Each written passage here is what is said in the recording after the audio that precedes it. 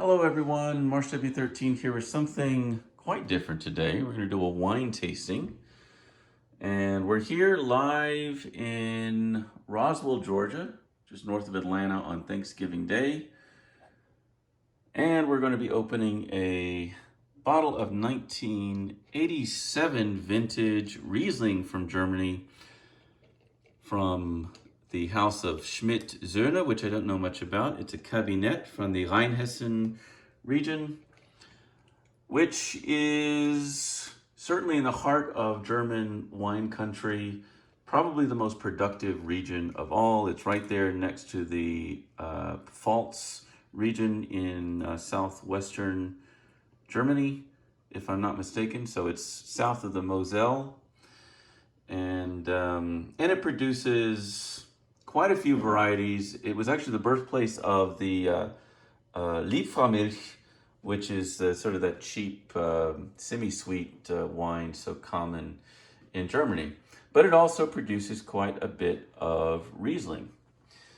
And in this particular house, Schmitt Söhne, I don't know much about that producer, but it's been around for 5 generations now, a couple of 100 years. And it is, as I recall, a mass producer. Now, as for Rieslings, they're often known for being sweet wines, but that's typically because they don't ferment for very long. They're highly acidic, and they can range from bone dry, the trocken varieties, and semi-sweet like the Kabinett, all the way up to the late harvest or Spätlese variety. And Riesling itself it can be aged. If it's aged for longer than 5 years, it's considered to having been aged. This one has obviously aged for the 35 years or so. So, and we'll see what it looks like. Wines, the rule is that red wines get sort of lighter with age. They go from sort of dark, almost black, to sort of brown, and they acquire these sort of nutty, kind of fortified notes. Whereas a white wine will turn more yellow, so it gets darker. And Rieslings are known for picking up this TDN chemical that causes the wine to acquire a petrol aroma. That's the TDN is trimethyl dihydronaphthalene, and you can often detect that in even a relatively young Riesling. But we'll see what we get. I have no information about how this wine was aged. It's just been in a cabinet here at home, and I don't know if it was ever exposed to heat. Definitely was in a dark place and a relatively cool place. So it has that going for it. It's a relatively small bottle, only basically a half bottle here.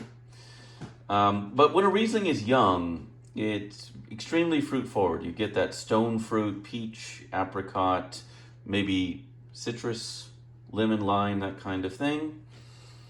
But when a Riesling ages, the fruitiness begins to sort of recede into the background, and you end up with something more piney, sweet, honey, butterscotch, something more earthy like mushrooms, dirt, that kind of thing.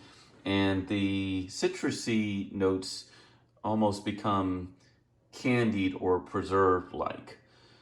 So we shall see. Well, first of all, we have to get this bottle open, and I don't have a very good wine opener, but I'm going to do what I can, and I'll be back in just one moment to taste. All right, there's one last look at the bottle and the cork. So I took the foil off the top. Everything looks fine. Of course, the tiny pores in the cork are what allows a wine to age. So wines would not age in the expected way if there were a screw top, but luckily this looks like a nice intact cork, but it is 35 years old, so we'll have to see how gingerly we can remove it. All right, wish me luck.